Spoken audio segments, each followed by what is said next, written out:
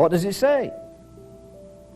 Father, if it be possible, may this cup pass away from me, but if I drink it, then thy will be done. What was in that cup?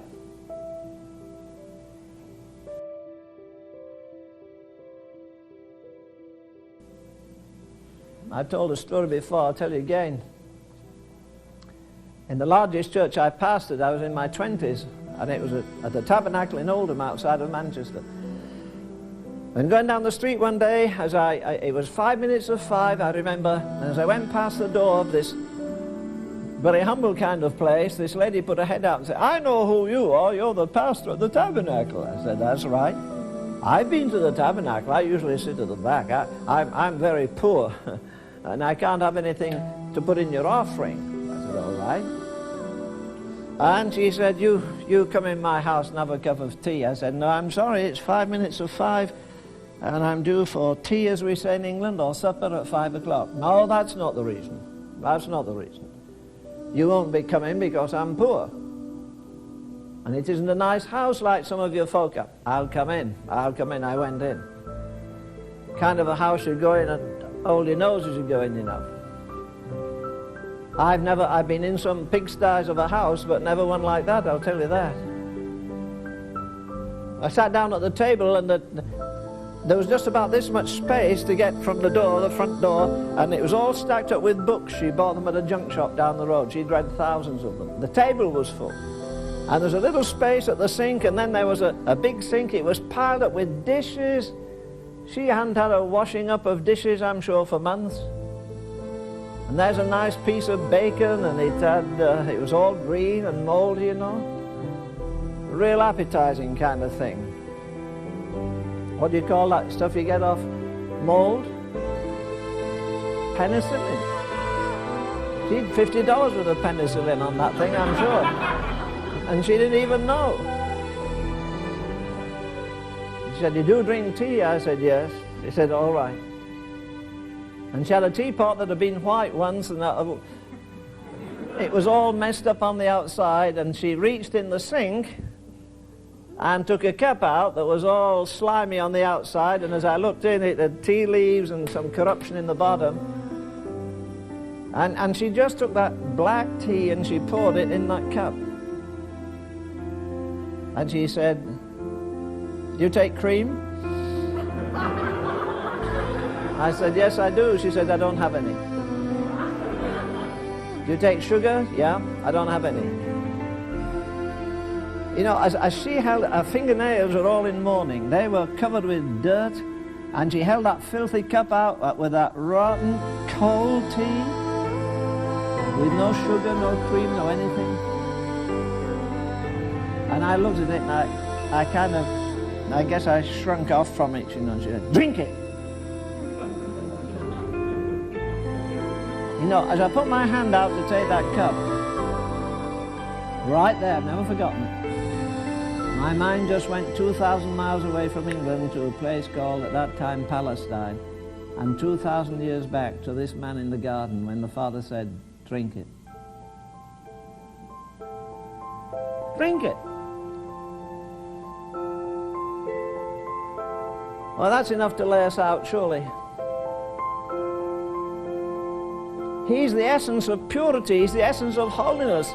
He was harmless and undefiled and separate from sinners, and yet he takes the most horrible thing this world has ever had, symbolic of all the sin of all the ages. You can mention it, all the physical corruption, lesbianism, every lousy, rotten, corrupt thing that sends men to jail, that makes men rot in their bodies. Every vicious thing, the pride and the anger and all the other things, the sins of the flesh, the sins of the spirit, and they're all there, and he took that cup. There was nobody there to sustain him. Except, of course, again, the Father.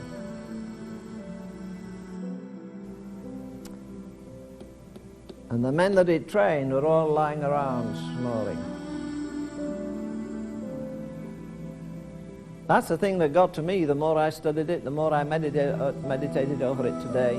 Don't blame them. For heaven's sake, don't criticize those disciples. They never had a volume of 66 books on the lap. They were still doubtful in their minds. I'm sure that he would rise from the dead.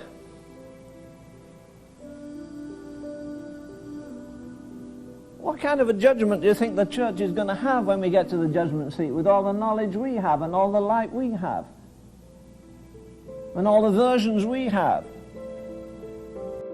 Why did he do it? Why did he do it? He did it for this reason. He said right through his life, all that he did, everything he did, pleased the Father. And you remember the verse that says, for the joy that was set before him, he suffered the cross, despising the shame. Now, I don't believe he had any joy in hanging on a cross. This is the ultimate goal why I came into the world, that I might please the Father. It's the only way that redemption could be completed. So Jesus waited patiently while they slept in the most critical hour of his life.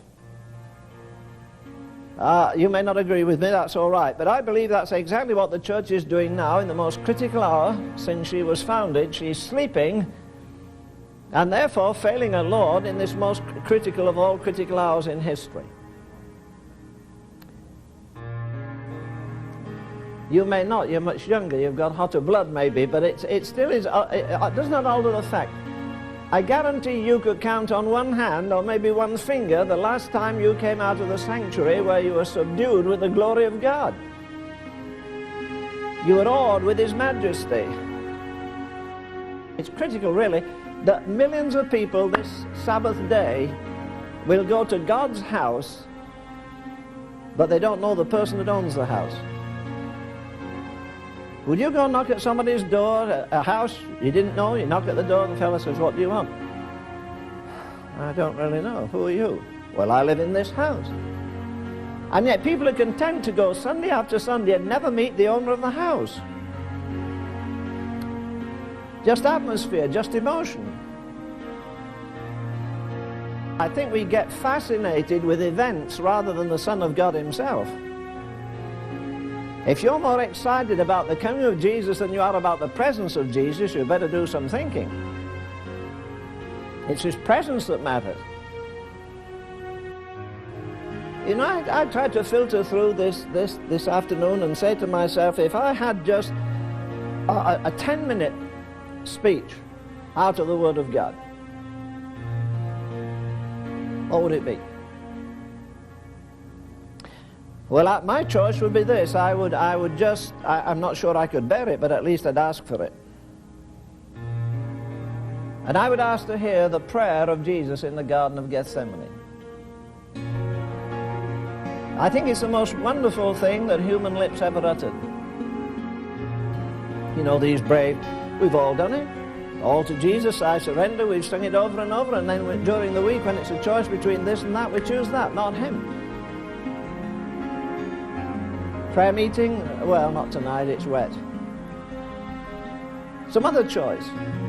How easy it is to be apparently sincere and yet really hardly knowing our own hearts, because it's emotion that stirs us to say, yes, Lord, look, all this bunch, you can't trust Thomas, you know, he's got a streak of doubt in him, and John's a bit weak, but me, Peter, I can meet them all. So if you get into a jam, you know this, that Peter is behind you all the way. Well, he wasn't, was he? Now, this is a non-repeated, it's an unrepeated act, like everything Jesus did. The virgin birth has never been repeated. Gethsemane has never been repeated, and it is unrepeatable. It never will happen again. It doesn't have to happen. And then the death of Jesus is unrepeatable, and the resurrection.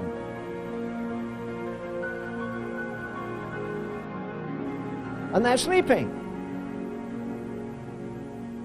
Dear Lord, as I read this again and I thought how he waited for them, he could hear them maybe snoring and turning over and thinking, yes, another hour, maybe another hour, and the daylight will come.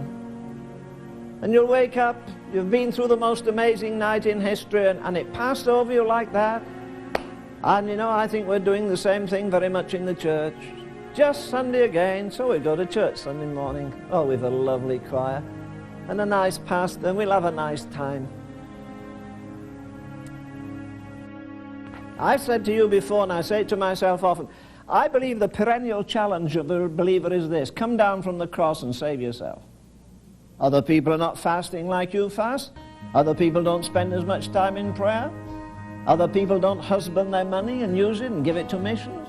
Other people are not investing for eternity like you are. Why be the oddball? Everybody in church says you're a nice person, but they think you're a fanatic. Behind they say, she's gone overboard. You notice nobody ever says you can get too rich. No one says you can get too well educated. But oh, be careful you don't get to be too spiritual. See, the main trouble if you get too spiritual is you'll show how unspiritual they are. And that's what they're afraid of. They're not afraid of your spirituality so much as the fact that they're a kind of a withered branch that hasn't got any fruit. How many times do you wake up in the morning, even Sabbath day or any day, and say, he's risen, he's alive, and because he's alive, I shall live today? Don't blame the world for not believing it. Every day should be a celebration. We're not of the world. Oh, dear, dear, dear, how earthbound we get. We think on the level of others so often.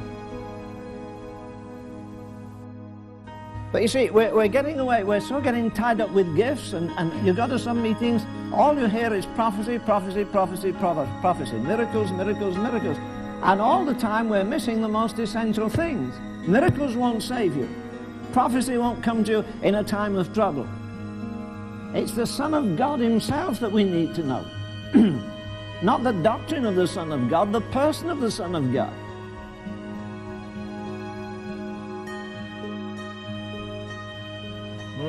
If you sing all to Jesus, I surrender, maybe he'll come back and see you do surrender it too. You may have to surrender some friendship, you may have to surrender a career.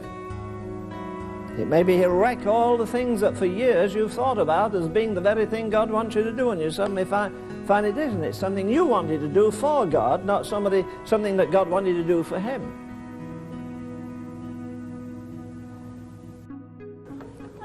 The first shall be last, the last shall be first.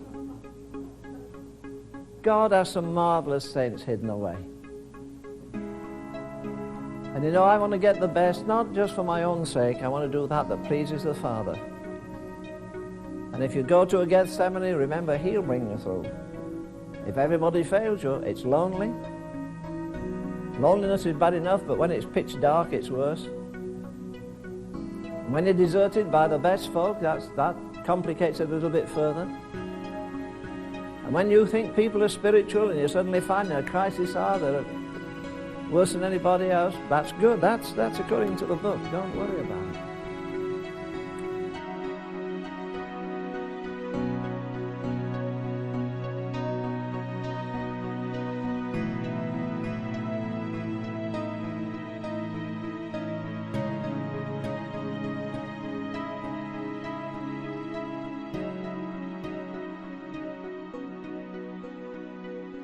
you.